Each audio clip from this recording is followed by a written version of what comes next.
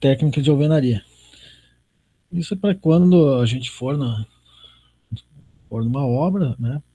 Não é que a gente vai executar a alvenaria, mas pelo menos ver se o profissional está seguindo pelo menos os procedimentos, né, básicos ali para que seja bem executado, né? Até para poder orientar se caso ver alguma coisa que não está sendo feito corretamente, né? Orientar. Né? Tem muito profissional que vai aprendendo na prática e tem alguns procedimentos, às vezes, que fazem de forma errada e se não tiver alguém para orientar, acaba sempre, né, não acaba aprendendo, né, e fica fazendo a execução mal feita, né, e às vezes dando até retrabalho aí, em alguns casos, ou problemas pós-obra, né, depois de entregar a obra pronta, começa a aparecer problemas, né, patologias, devido à má execução. Então, começando por argamassas, né, então a definição ali é argamassa, mistura de aglomerante, agregados e água. Ou seja, né, o que é o aglomerante? É o cimento. Agregado, geralmente a gente vai usar areia, né? Tem areia grossa, fina, média, areia industrial, que é uma areia feita da parte da brita, né? Uma areia de brita que eles falam, onde tem equipamentos que faz essa areia industrial, né? Que é um meio que o pessoal tem também de ter mais um agregado em regiões que tem dificuldade, né, de extração de areia, né? Então se torna uma opção aí. Mas na argamassa, geralmente, a gente usa areia natural, essa areia industrial mais para o concreto. Né? E também tem os traços, assim como no concreto, a gente vai ver que existem traços de argamassa, né? Que a gente vê qual a finalidade de aplicação dela e executa esse traço aí. E ela tem que ter então, a capacidade de endurecimento e aderência, né? Então, a característica fundamental aí da argamassa é isso, fazer a ligação, né? Ou fazer revestimento de paredes, né? Então, como um reboco, né? Você vai bater a massa, ela tem que ter um endurecimento e aderência na parede para dar o acabamento. Então, a gama aí de utilização da argamassa aí na construção civil, né? Assentamento de alvenarias, o revestimento que eu comentei, né? De parede, por exemplo. Né? Tem a argamassa leve, né?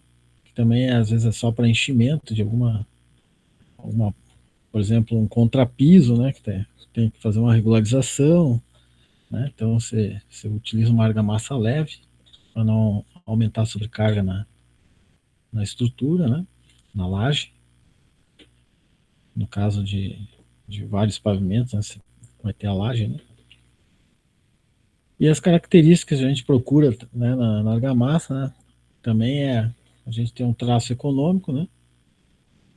Poder de incorporar areia, né? Então você tem que ter um teor um percentual de cimento ali e criar um teor de argamassa ali onde a areia incorpora, plasticidade, aderência, como a gente comentou, retenção de água.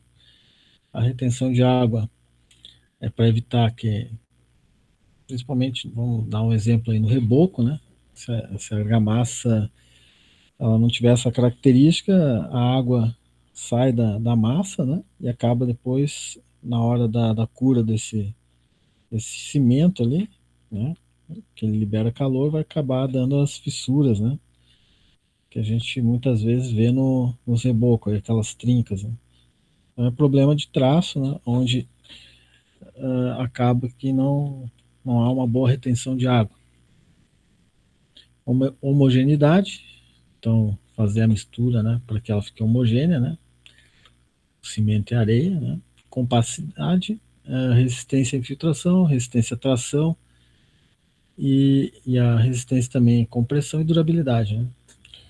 A gente sabe que no concreto e argamassa, a tração ela não é a principal, não é o forte, né? Mas ela tem que ter também uma resistência mínima aí. Existem, no caso de reboco, né? Existem ensaios de arrancamento, daí você mede ali a resistência que ela está tendo ali para quando é tracionada, né?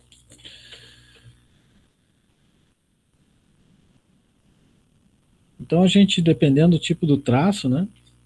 No caso a mistura dessa argamassa, a gente tem alguns tipos de situação. Elas podem ser gordas ou ricas, né? Cheias, magras ou pobres, que são as três características. Então a gorda é quando a gente tem um grande volume de cimento ali, que é o aglomerante, né?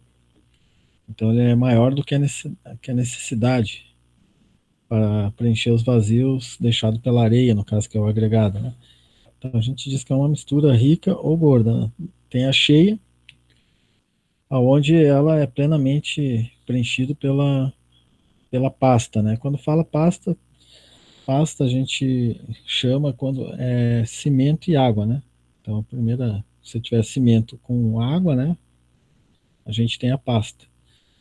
E se tiver o cimento, a água, cimento e areia, daí que é a argamassa. Então, a cheia, no caso, essa pasta, ela vai estar preenchendo plenamente os vazios, né, do agregado, no caso ali, a areia. E a magra e pobre, né? Quando a quantidade ali do cimento não é suficiente para preencher os vazios, ou seja, é uma pasta insuficiente para preencher os vazios da areia, né, ali do agregado.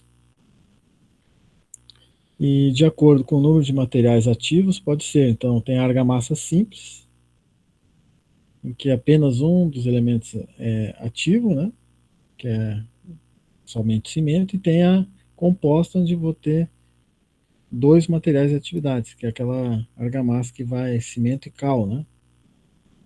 Então são as duas situações que a gente tem aí, né, a simples e a composta. Hoje a gente tem na composta, né? Muitas obras estão substituindo, né? Quando faz a argamassa na obra ali, a cal, né? Estão substituindo por aditivo, né? Que faz uma reação ali com a massa, uma reação química, onde ela dá a plasticidade, né? Substituindo a cal, né? Então tem algumas marcas aqui no mercado, aqui na região, que o pessoal usa, né? Tem os nomes comerciais lá, Liquical, tem o Veda Reboco. Só que tem quando for utilizar esse tipo de aditivo, tem que orientar, né? Quem vai fazer a dosagem lá na betoneira, né? Para que coloque a quantidade correta, né? Senão vai prejudicar o traço e também dá problema, né? De não retenção d'água ou de grande retração, né? E daí muitos profissionais acreditam que o produto não presta, quando na verdade não utilizaram corretamente o produto, né? A gente tem as argamassas, então, uma das finalidades, né, argamassa de assentamento, né, como o próprio nome diz, é para fazer assentamento aí dos componentes da alvenaria, né? Então a junta da argamassa, ela é um componente que a gente tem que, como que é assim, observar bem, né, a sua aplicação e também o traço para que a finalidade dela de unir as peças lá da alvenaria, né, os tijolos, o bloco, né, e também tem que resistir a esforços laterais, né. Então, não é somente a argamassa distribuída na forma longitudinal, que seria na horizontal, né, também temos que ter massa na transversal ali, que seria a vertical, para também distribuir os esforços, né, uniformemente, né. Então, esse detalhe tem que ser observado, né. E ela também vai ajudar a absorver deformações, né, naturais ali, que é a questão de dilatação, né. Na nossa região tem muita situação de variação térmica, né, durante o dia, né, o gradiente térmico de manhã está, vamos dizer aí, 10 graus, ao meio-dia já está 20. Então, acaba dando a parede, né, ela vai ter uma dilatação e uma retração, né. E também ele vai selar as juntas para que evite a infiltração d'água, vai ajudar, né? Porque depois de fazer a parte de alvenaria, a gente ainda vai ter o revestimento lá, vai ter outra argamassa por cima, mas Se deixar muitos vazios ali também fica um ponto fraco ali, né, com relação à questão da umidade, né. Então, para que ela tenha essas características, né, que a gente falou ali, que ela tem que atender, no caso, ela deve ter, então, trabalhabilidade, né, capacidade de retenção da água, a gente comentou. Ela também tem que adquirir uma resistência, né, após a sentada, né. Então, não pode ter uma pega muito demorada. Então, tem que ter um traço onde ela comece já a dar um início de pega com pouco tempo ali, para começar a apresentar já a resistência, né, não ficar mole muito tempo, falando na linguagem mais popular, né. Vai ter que desenvolvendo uma resistência mínima para não comprometer essa ligação da alvenaria, né, para que a parede tenha solidez, né. Vai ter que ter uma aderência adequada, né, aos componentes, no caso a alvenaria, a fim também de resistir a alguns esforços que possam surgir de cisalhamento e tração, né. E também fazer aquela estanquidade quanto à questão da umidade. Ela tem que ser durável, né, já é intrínseco aí as características anteriores, e também não pode apresentar uma grande deformação, né, então ela também, isso aí é linkado à questão da resistência dela, né. Então ela tem que ter uma resistência mínima aí, a gente pede aí no mínimo, que ela tenha no mínimo 5 MPa aí de resistência, né, para atender essas situações aí que são solicitadas aí nas alvenarias.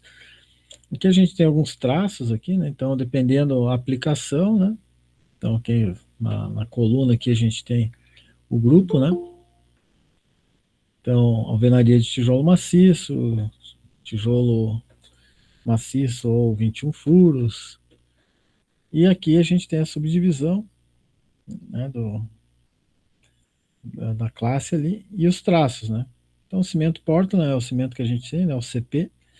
Aqui na região a gente usa mais o CP2, né, Z, ou o CP4, né. CP2Z é que tem adição de pozolana, e o CP4 é o cimento pozolâmico mesmo, né, só tem pozolana, um percentual maior que o CP2. Então eu tenho traço aqui 1 para 1,5 para 6, né, então seria uma medida de cimento para 1,5 de cal, né, no caso utilizando cal, uma argamassa composta, e 6 medidas de areia, né, usando uma areia grossa. Então aqui, que muitas vezes na obra, né, o pessoal não tem como pesar o material, então a dosagem sempre é em volume, né. Então você verifica o volume que você tem lá no teu misturador, que é a betoneira, né, e daí faz essa proporção, né. Então, tem algumas obras que o pessoal mede na pá, né, não é muito indicado porque tem variação, né. Cara, uma pá de cimento, uma pá e meia e 6 de areia. Então tem obra que você vê o cara jogando o material diretamente com a pá, não tem nenhum medidor, vamos dizer assim, uma padiola, né, que seria o correto, né, para encher e colocar alimentar a betoneira.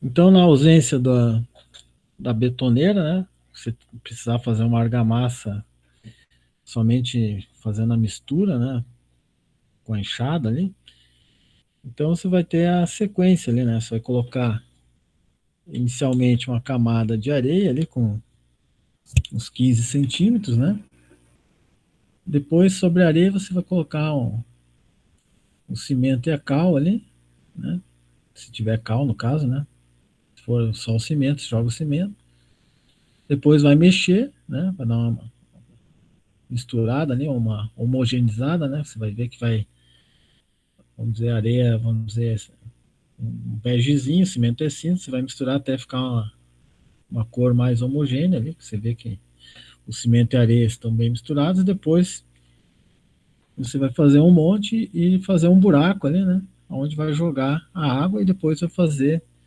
a mistura com a enxada, né. até ela ficar na consistência propícia aí para aplicação, né?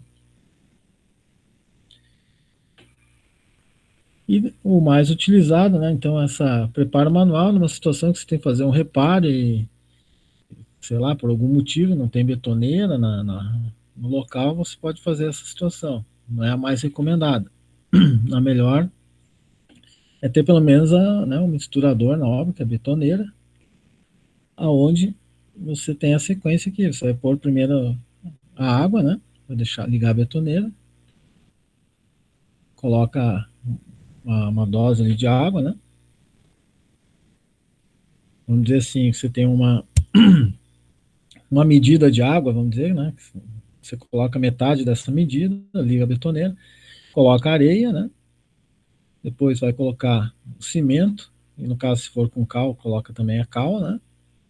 Deixa misturar, e depois no final você vai complementando com água, né? Até chegar na consistência, né? Para aplicação, né? Então tem que cuidar muito nessa etapa, porque no momento que você vai colocando água, você tem que deixar ela dar uma homogeneizada, porque a hora que você coloca água, não, vamos dizer assim, a trabalhabilidade da argamassa não é instantânea, ela tem que a betoneira misturar para que daí comece a aparecer, né, a consistência, né, que está ficando a argamassa. Né? Então, se não tiver atenção nessa etapa, você colocar muita água, daqui a pouco o traço fica muito aguado, vamos dizer assim, né? Então, tem que ir dosando com calma ali na parte final para que não aconteça isso. E a gente tem agora, né? Faz anos aí que já tem no mercado, né? Até uns anos atrás, aí, sei lá, por aí 30 anos atrás, 25 anos atrás, não tinha ainda, mas depois, ali da década de 90 para cá, entrou no mercado a argamassa pronta, né? Então, uma mistura que ela já vem de fábrica com a dosagem, né?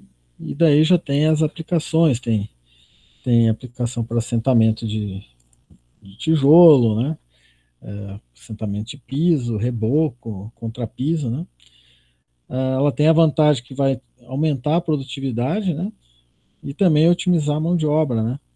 Daí você já tem o traço pronto, então você não vai precisar de muita gente para ficar mexendo com o agregado e carregando cimento. Então ela já vem na embalagem, onde você só tem que adicionar a água, né? E também tendo uma caixa para fazer a mistura, né? Você não precisa nem de betoneira, né? Então é muito prático. Então, só que tem o custo, né? Então muitas vezes você tem que analisar essa situação, né? Ver os custos dos materiais na região e ver se na região compensa pegar pronta ou se, né, compensa fazer na obra. Na grande maioria dos casos, a argamassa pronta ela tem um preço bem competitivo. Né? Também é muito usada em reforma, né? Eu já fiz reformas aí em apartamentos, por exemplo, que você não pode pôr betoneira, né, dentro do apartamento. Né? Já é um apartamento, por exemplo, que o pessoal já tem gente morando, então você tem que fazer o mínimo de sujeira, né? Às vezes é só uma reforma pontual. Então a argamassa pronta é uma solução que ajuda muito, né? Você leva lá, leva os pacotes de argamassa, faz a argamassa e já aplica, né? Sem tanto transtorno, né? E até também para não ficar transitando, né? Dentro do prédio com betoneira e areia, cimento, né? Então ela é muito, nesses casos de reforma, vamos dizer assim, 99% dos casos a gente utiliza, né? Então aqui botei não é merchandise, né? Acho que foi a imagem que eu achei lá, né? Tinha uma argamassa aqui da Cauê, até nem tem aqui na região sul, a Cauê é mais em São Paulo, né? Então, aonde é uma argamassa múltiplo uso, né? Então, ela pode ser usada, no caso, uso interno, externo, assentamento de bloco de concreto, cerâmico, sílico, tijolo comum. alvenaria estrutural de até 6 MPa, né? Também pode ser usado para reboco, né? Reparos diversos também, e preparação de contrapiso, né? Então, o próprio nome já diz que é múltiplo uso. Então, elas vêm em embalagens aí de 20 quilos, geralmente, né? E também tem situações que ela vem a granel, né? Então, dependendo do porte da obra, a gente tem a questão. Tem algumas que vêm em 50 quilos, que atualmente eu vejo mais os pacotes menores, né? Mas também eu já vi, também tem também de 50 quilos. A validade dela, né? É semelhante ao cimento, 3 meses, né? O rendimento de um saco aí de 50 quilos, aí, dependendo da espessura, né? Da fiada ali que o pedreiro fizer, né? Tem que render aí de 17 a 25 quilos por metro quadrado, né? Então, o armazenamento dela, né? Estrada de madeira, semelhante ao cimento, distante da parede 30 centímetros e empilhamento até 15 sacos, um pouco mais que o cimento. E também pode ser a granel, onde é armazenado em silo. Então, tem algumas obras que, principalmente edifício, né? Onde vai ter um grande consumo de argamassa, o pessoal coloca na frente da obra, né? Vocês já devem ter visto, né? Os silos para armazenar argamassa. Então, aqui uma foto mostrando como é que é o acondicionamento na obra, né? Então, geralmente põe um pallet, um trado de madeira, afastado da parede, em um local protegido, né? Que não tenha umidade, né? Para evitar que a argamassa empedre, né? A gente está vendo aqui uma misturadora de argamassa, você joga aqui a argamassa pronta e ela fica batendo ali a argamassa, homogeniza, né? Com a água ali. E é tipo um carrinho, né? Você observa que daí pode ir levando dentro do pavimento, né? Dentro da obra, nos ambientes onde está sendo aplicado, né?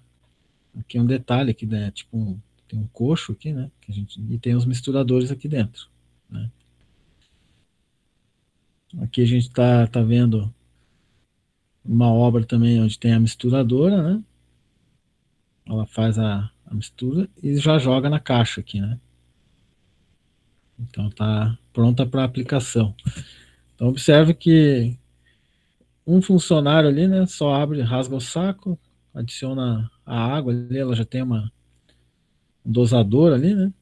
Então só tem um hidrômetro ali também que mede a quantidade de água, então ele já vai ter a dosagem de água que precisa para a argamassa. Ela vem seca, então não tem umidade na areia, né? Então é só manter a dosagem e pronto. Já está, é só aplicar. Aqui uma imagem, né, do silo, né, quando ela vem a granel, né? Então vem um caminhão, né? Fornecedor, geralmente ele faz com comodato, né? Você compra a argamassa dele, ele deixa na obra, né? Esse silo, né? Até quando for necessário. Acabou de utilizar as argamassas nas etapas da obra, ele vem e recolhe o silo, né? E você paga o produto, né? Então é um comodato isso, né? Se a obra, claro, danificar, alguma coisa assim, ainda tem que reparar, né? O dano para o fornecedor, mas se não, né? Ele pode utilizar o silo, depois a empresa vem e recolhe, né? Acaba barateando bastante, né? Diminuindo muito o custo aí da argamassa do que se for comprar em sacada. E a outra situação ali também é que você vai evitar desperdício, né? Você vai pegando conforme a necessidade, né? E no silo ela tem uma vida útil um pouco maior, aí que 3 meses, né? Até por estar protegida ali pelo silo, né? Aqui também mostrando mais um detalhe aqui, como é que é a saída do silo, né? Então já tem uma misturadora aqui, e aonde depois vai para um equipamento que ele bombeia até, em alguns casos, essa argamassa.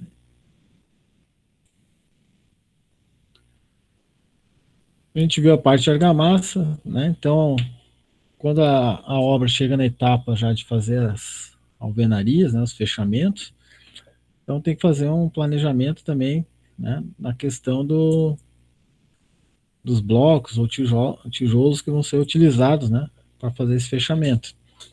Então, hoje em dia, né, o pessoal, os fornecedores estão entregando tudo praticamente paletizado. Hoje é difícil, nessas obras, a gente vê a presença aí de tijolo, a carga abatida, que eles falam, né, que é colocado tijolo um por um, né?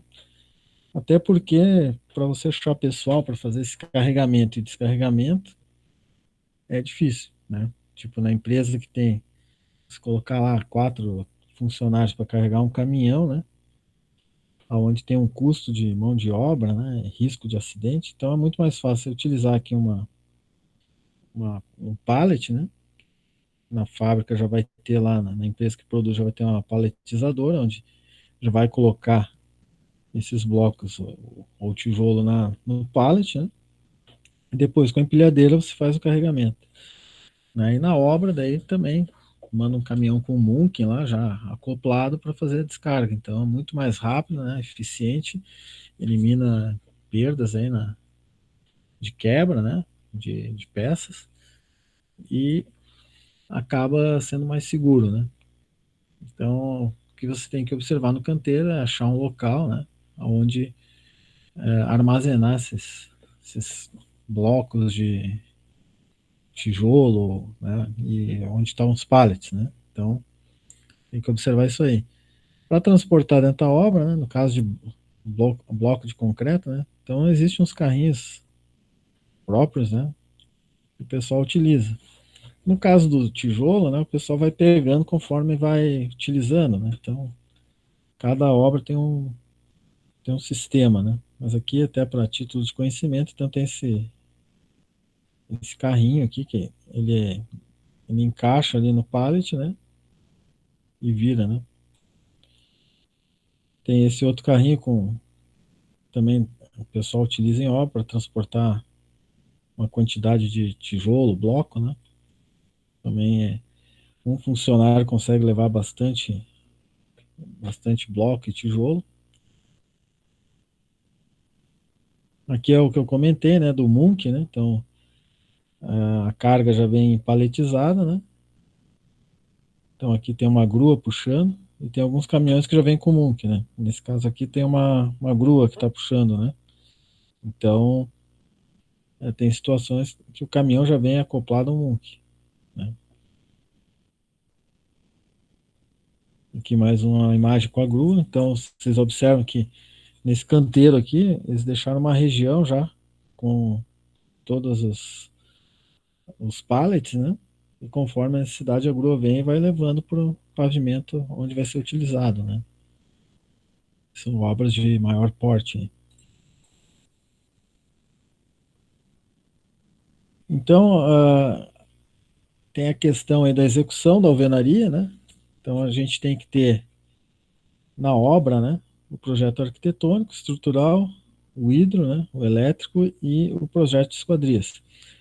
Vocês fazem uma disciplina no curso de vocês, arquitetura, né? Acho que vocês devem já ter visto ou vão ver, né? O projeto executivo, né? Do arquitetônico, né? Então, se faz o arquitetônico, depois tem o executivo, né? Que é o que você manda para a obra, aonde tem cotas, que às vezes a parte interna tem alguns detalhes executivos, né? Que no projeto que você manda lá para aprovação na prefeitura, você não enche de cota ele, né? Faz as cotas principais ali e tal. Então, nesse executivo, você faz já os detalhes, né? De execução da arquitetura, das paredes, né? Detalhes de execução geral ali, né?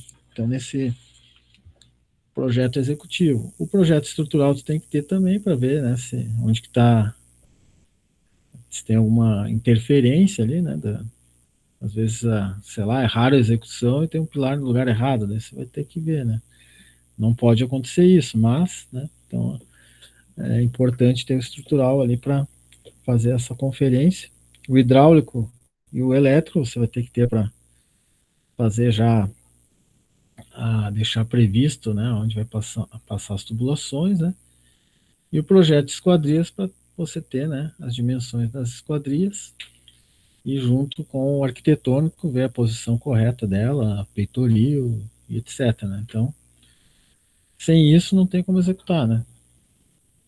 E muitas vezes você chega na obra, né, obras pequenas, né, vamos falar aí residenciais, né, e às vezes tem proprietário que manda alterar o projeto e nem te avisa, né. Ah, eu queria essa janela mais para cá, eu queria a tomada ali, não aqui. Então tem que ficar acompanhando aí para que não, né, daqui a pouco altera alguma coisa no projeto que depois vai impactar em outra situação que o construtor e nem o proprietário estavam sabendo. Então tem esse, mais isso aí para a gente ficar atento na obra.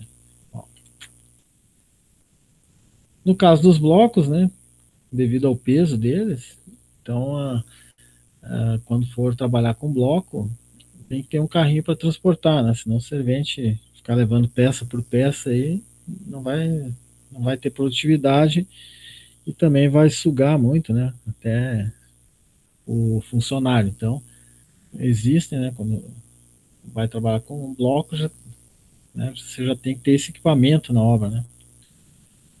Não é nem luxo, isso aí é obrigatório ter para ter produção. Então, um carrinho para bloco, uma colher de pedreiro, né? Para o cara fazer o espalhamento da argamassa para assentar a primeira fiada, né? Também para tirar os excessos, né? Fazer aquela o acabamento. A palheta, né? Que é onde você vai fazer no caso aqui do bloco, né? A gente tem que fazer o cordão ali de argamassa para assentar os blocos, né?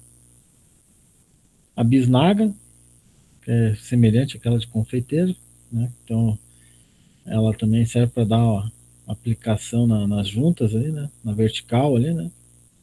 A gente está observando e está fazendo a aplicação para dar o acabamento. A brocha, né? Onde a gente vai, no caso, quando está iniciando, né? Então vai ter que molhar uma região ali, você vai marcar onde vai passar as paredes, e daí você faz essa aplicação e molha a laje, né? E depois aplica a argamassa de assentamento. Você molha, dá uma molhadinha na laje para ela não puxar a água da argamassa, né? Não tirar a água para não comprometer daí o traço ali, né? Para não dar retração e, consequentemente, também perder a resistência dessa argamassa. O caixote de argamassa, então aqui tem, a gente está vendo como é que ele é, e ao lado ali a gente já vê o funcionário ali utilizando, né? Então isso aí também é questão de ergonomia, né? Para não ter que ficar se abaixando. Então já dá uma posição para ele fazer, né, a aplicação com menor esforço, né? E também não vai precisar do servente ali, né? Ele mesmo já faz tudo ali, né? Faz a mistura e já pega ali na caixa. Então, para fazer a marcação, né? Então, a gente tendo os projetos, a gente vai utilizar a trena, né? Para conferir as medidas, ver se a obra também está no esquadro ali, né? Certinho. E daí também fazendo essa marcação para daí a gente poder fazer a primeira fiada, né? Também tem que ter um nível, né? Para ver se está nivelado, né? A fiada, né? Depois que começar já a puxar, vamos dizer, você puxou as linhas lá, né? Fez a primeira fiada, depois você vai ter que levar em nível, né? Então também tem a mangueira de nível. Então, dependendo do tamanho da obra, aí, no mínimo uns 16 metros, aí tá. Tem lugares que você pode usar, em residência, por exemplo, você pode usar menor, né? Mas vamos falar num edifício aí. Então você vai pegar aí uma mangueira com uns 16 metros, e daí você vai ter que encher de água, né? Para fazer daí bater o nível, né? Que a gente fala. Não sei se vocês já chegaram a ver na prática, né? Como é que bate o nível. Então a mangueira é transparente, né? Então você tem que tirar o ar de dentro da mangueira, deixar lá somente com água, e daí é vaso comunicante, né? Então você vai posicionar ela num ponto de referência, né? Você pode até riscar se você tiver numa parede, alguma coisa, você pode riscar essa referência, e na outra extremidade o outro funcionário vai estar com a mangueira lá também. Então espera estabilizar a água ali, né? Aonde tiver a, a água, né, marcando lá, ela vai estar, esse outro ponto vai estar em nível com o primeiro ponto, né? Então é assim que faz, né, essa medição. Então tem que ter cuidado só para não ter ar dentro da mangueira, né, esperar estabilizar bem e na hora de riscar, né, verificar para, né, não marcar errado, assim, né? Olhar sempre na horizontal, tentar olhar o nível d'água com a maior precisão possível.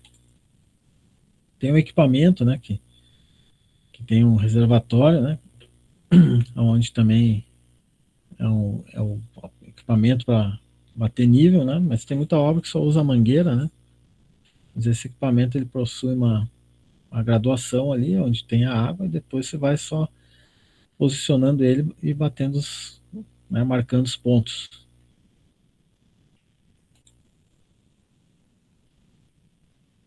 Tem a régua prumo nível, né, que essa aqui a gente conta nesses materiais de construção, então ela tem o medidor ali, o prumo com água ali, a bolha d'água ali, né?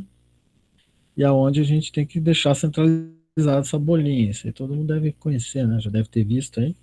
Então ela serve tanto para bater o prumo quanto o nível, né? Essa régua aí é muito importante ter na obra, e muitos profissionais às vezes não têm e não utilizam, dá problema, né? Então essa régua ela pode substituir o prumo de face ali que a gente chama, né? O esquadro, né? Então para ver se essa obra está né, com as paredes na perpendicular, né? Porque tem muita obra aí que às vezes o pessoal acaba errando e fica fora de esquadro, né? Que a gente já até escuta, a obra está fora de esquadro. Então, porque não utilizaram aí né, a conferência com no mínimo esquadro aí. Então ele tem de madeira e tem de ferro, né? Então, eu prefiro mais esse de ferro, que ele tem uma vida útil maior aí nas obras, né? E não é muito caro, se compra nas lojas de materiais aí. Então, como a gente viu aqui, né? Então ele vai ser só para a gente conferir antes de iniciar, né? Para ver se está realmente no esquadro, né? Com 90 graus entre as paredes aí, né? Então aqui tem o esquadro aqui, que você vai encontrar 60, 80, 100, tem uns menores também. Então, o importante é que ele tem o ângulo de 90 graus, né? E aí você consegue fazer a conferência, né? O escantilhão, né? Então, após a marcação das linhas, né, e a direção das paredes, esse escantilhão ele vai dando a referência, né, para fazer o nivelamento, né? Então, ele pega, ó, no caso, o ponto, se não tiver contrapiso, né, e a laje tiver alguma variação, ele vai pegar o ponto onde tem mais alto da laje, vamos dizer assim, né? E daí vai garantir o nivelamento das fiadas, né? Vai ser a referência. Então, ele é constituído de uma haste vertical, né, que está aqui na foto que a gente vê, né, com um cursor graduado de 20 e 20 centímetros. Né, e daí ele tem as hastes telescópicas articuladas a ficar 1,20 m, né, de altura. E é fixado sobre a laje com cinto de parafuso e bucha. Deve você ver que esse puxa a linha, né? Então isso aí é importante para manter o nível, né, das fiadas. Então aqui mostrando rapidamente, então, para a gente finalizar essa etapa aí da execução de alvenarias. Então vamos dizer que você fez uma residência, né? E já fez a baldrame, fundação. Aqui nesse caso até, desculpa aí, pessoal. Já fizeram já deixaram as tubulações e tal, e você tem que agora fazer a marcação da alvenaria, né? No caso aqui, vamos dizer que é um radier, né? Então você não tem a referência das vigas, já tá. Então você vai ter que fazer, pegar o projeto, né? Ver toda a parte ali que a gente já comentou anteriormente, né? Que tem que ter de equipamento, e começa então a verificar o esquadro da obra, né? Depois vai alocar e marcar a direção das paredes, conforme o projeto arquitetônico. Daí você vai já marcar onde tem porta, né? Se tiver algum shaft também, que é onde passa a tubulação, né? Alguma coisa assim, você já vai marcar, né?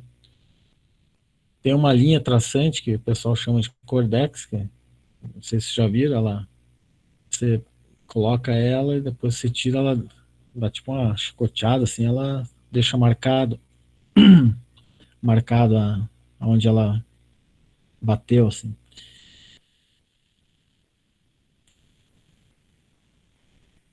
Depois, né, conferir a referência com o gabarito, né? Então você pode, se você quiser fazer, tirar o esquadro, como eles falam, né? Então você usa as medidas, né, 3, 4, 5, que isso aí tem a ver com o triângulo retângulo, né, que a gente tem aqui, né? Então, dois catetos, 3 e 4, e a hipotenusa tem que ser 5, né? Então, aonde você puxou 3, 4, daí você vai regular até achar ali, até tem aqui na imagem, né? Fechar a medida 5. Você vai regulando o ângulo, né, até chegar no 5, né? Quando fechou a medida 5, quer dizer que está em 90 graus ali. E pode também, depois, ainda usar o esquadro para conferir, né? Daí, no caso de obras que usam escantilhão ali, né? Então vai instalar o escantilhão, que isso aí é no caso mais para bloco, né? Vai ter que deixar ele prumado e vai nivelar daí fazer o nivelamento da primeira fiada, né? No caso da alvenaria convencional, né, daí você tem que ter o pedreiro tem que fazer a referência, né, com a linha, né, onde ele vai deixar ela nivelada, né? Então vai ter que bater um nível e deixá-la esticada. Você já deve ter observado que tem pedreiro que trabalha com a linha, né? No caso da alvenaria de tijolo comum, ele usa justamente a linha para fazer essa referência, né? Tem alguns que tem o nível laser também, só que é mais difícil de ver, né? O pessoal ainda usa mais a linha, né? E ele usa daí o prumo, aquele pruminho normal mesmo, para verificar a prumada da parede, né?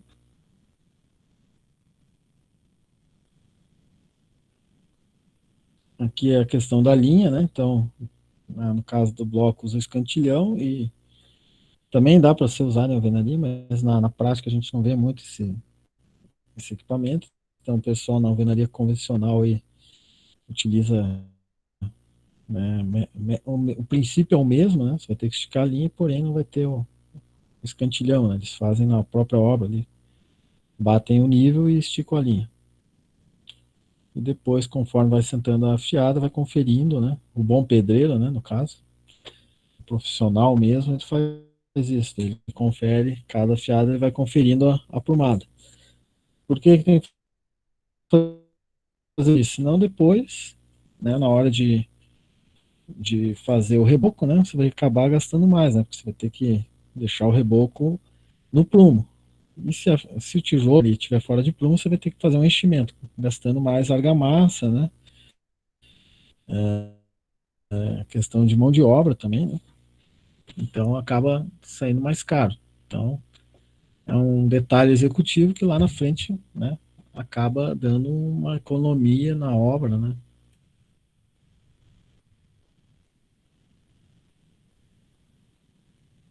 No caso da primeira fiada, como a gente comentou lá, né, com a brocha ali, ele vai molhar a superfície onde está marcada as paredes, né, que foi marcado no início ali, né, onde vai ter paredes, e depois vai aplicar a argamassa de assentamento, né? Então, como eu falei, ele molha, umedece ali aquela região onde vai ser aplicada a argamassa de assentamento, para que essa argamassa não perca água, né, do traço, né, se tivesse seco ali a superfície, ela podia absorver um pouco da água da argamassa, daí influenciando aí na perda de resistência. Então são detalhes que... Então no caso do assentamento de bloco, né, então daí espalhou a argamassa, colocou o bloco, tijolo a mesma coisa. Aqui a gente está vendo a ligação, né, aqui está botando o bloco, né, e aqui a gente vê a estrutura, né, que é um pilar aqui, né. Observe que ele está trabalhando em altura aqui, está dentro das normas, ó. Um detalhe que aqui na região às vezes tem que ficar em cima das construtoras e tal para que atente, ó, o cinto ali, né, fivelado, então trabalhando corretamente ainda.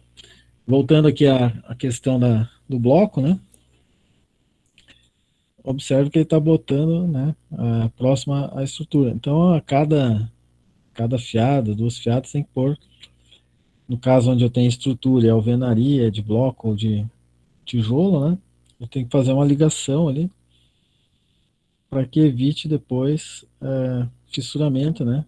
Porque a alvenaria e o concreto armado, né? O concreto, eles trabalham com dilatações diferentes, então você tem que fazer uma união ali entre a estrutura e a alvenaria de fechamento para que não dê fissuração ali, né?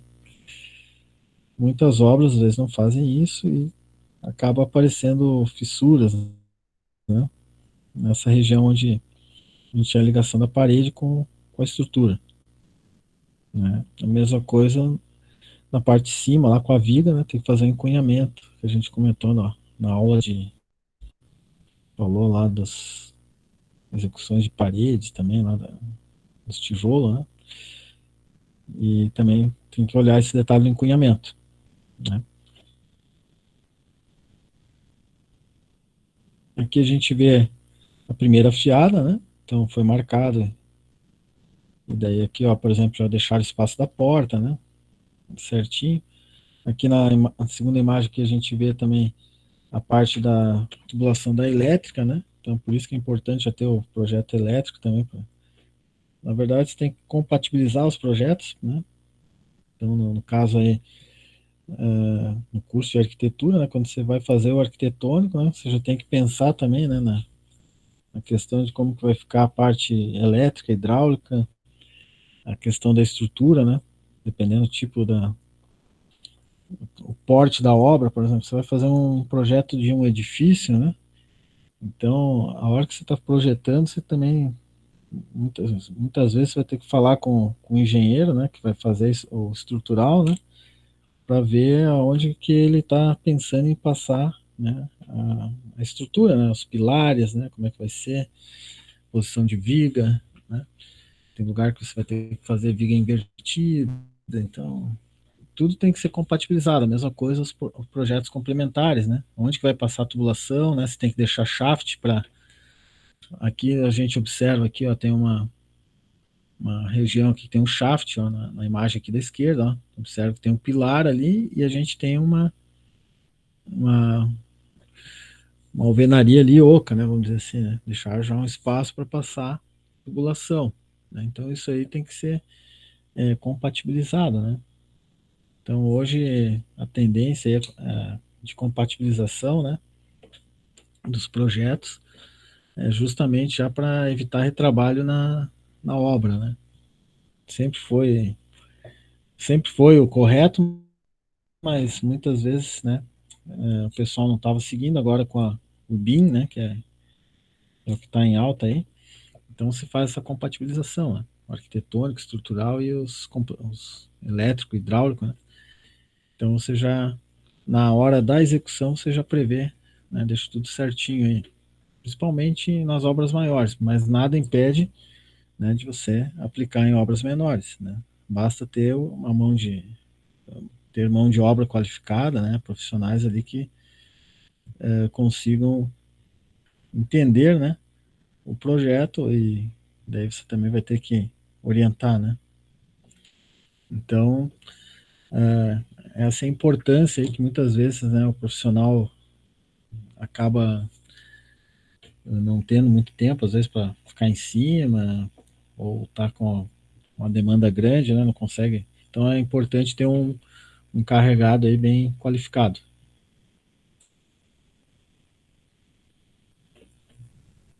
Então, as verificações importantes, que é aquilo que eu falei, tem o projeto, você vai ver as tolerâncias ali para que não tenha problema, né? Depois em vãos de porta, né?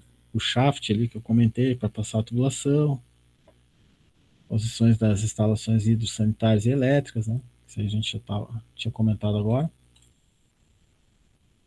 Aqui a gente observa já, ó, no caso aqui, já está posicionada as tubulações conforme o projeto, né?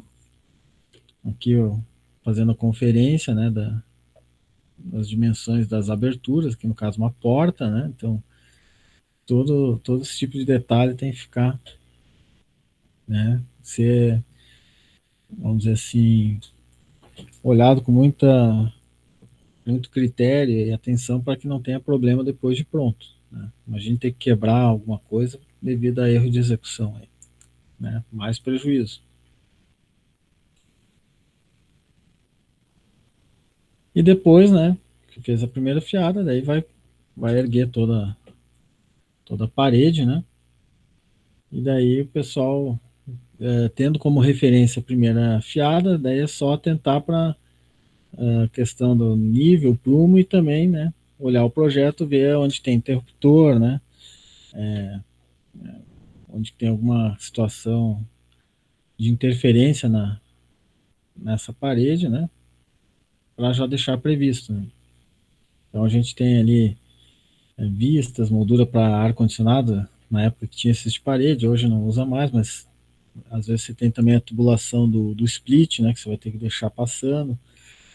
Então, as vergas, contravergas também, que é importante, né, para evitar depois fissuras nas portas e janelas. Então, feito isso, daí, né, vai ter uma boa execução aí das alvenarias, né.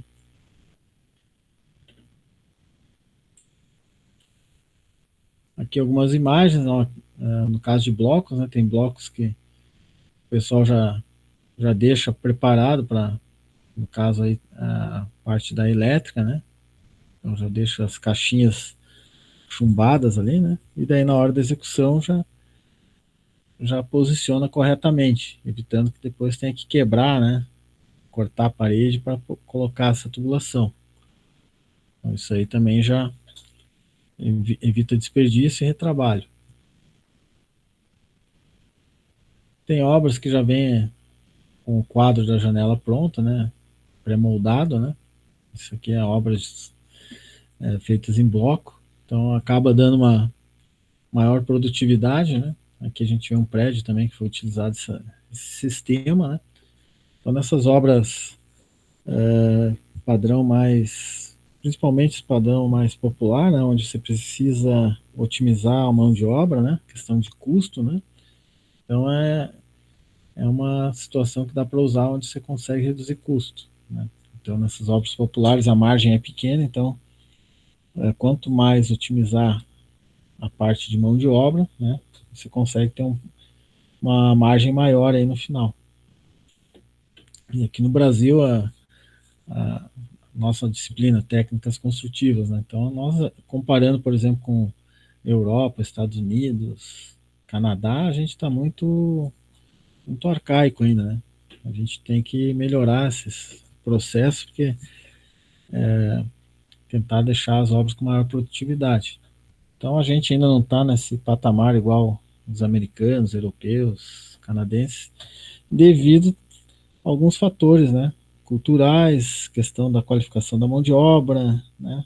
O custo ainda, em alguns casos, né? Da mão de obra não é tão elevado, que o pessoal pega empreiteiro, tenta, né, não é registrado, algumas coisas assim, e acaba não implementando. E principalmente, né, a questão da qualificação, né? Tem muita mão de obra aí que não é, vai aprendendo na prática, mas não tem uma qualificação melhor, né? E cai na construção civil, às vezes por não ter oportunidades em outras áreas, né? Então isso também acaba prejudicando. No caso dos blocos, só para fechar aqui a aula, né? Então, umas outras fiadas, né? Usa bisnaga, né? Tem a bisnaga que faz a aplicação. O pessoal, às vezes, no começo não se adapta bem, mas depois pega o jeito, né? E o grande segredo ali na hora da aplicação é manter a regularidade na espessura dessa argamassa ali, né? Depois que a equipe pega o treinamento ali, o jeito, né? Dá uma maior produtividade. E também usar a desempenadeira ali para auxiliar ali, a gente vê na imagem de baixo, né? Auxiliar ali nesse cordão de argamassa, né? Aqui na nossa região, a obra com bloco ainda não é tão frequente, né? A gente vê mais nessas obras populares aí, né? Tipo esses condomínios de prédio aí do Minha Casa Minha Vida, que são vários blocos, aí o pessoal acaba partindo para essa solução para ter um custo menor, né? Mas em outros tipos de obras aqui a gente não vê muito. Então, na região ainda tem um potencial para crescer esse tipo de situação, né? Vocês que vão trabalhar com projetos, dá para fazer projetos muito interessantes e utilizando o bloco, né? Só basta, né, vamos dizer assim, fazer o estudo do bloco, né? Primeiro escolher o bloco que vai ser utilizado, o fornecedor, e modular a casa conforme os blocos, né, do fornecedor. Mas dá para fazer casas de padrão bom também utilizando o bloco.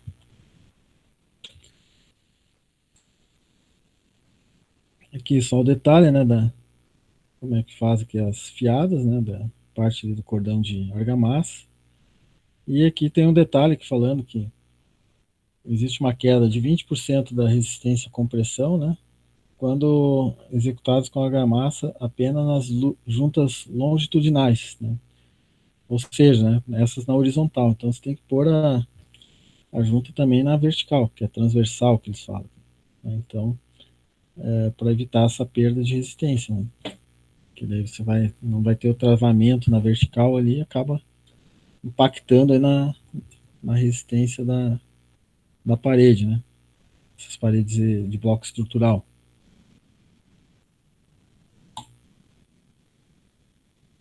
Aqui fazendo o encontro onde tem a amarração, né? Então, no caso dos blocos, vocês observam que não tem pilar aqui, nesse caso, a alvenaria estrutural, então tem que fazer a amarração dos blocos e a ferragem, né? A armadura vai dentro do bloco, né? Depois você põe o grout, que é um concretinho, vamos falar assim, a grosso modo, né? Que ele vai dar resistência, né? Tem uma grande resistência e ele é aplicado, ele é bem, a trabalhabilidade dele é alta, assim, é bem praticamente quase líquido, né?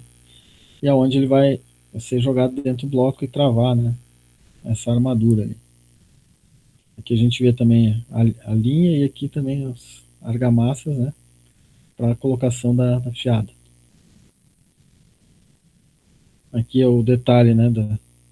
Das, do enchimento ali com a bisnaga, né? Da transversal ali, né? Pega a bisnaga e faz o preenchimento e daí finaliza aí as paredes.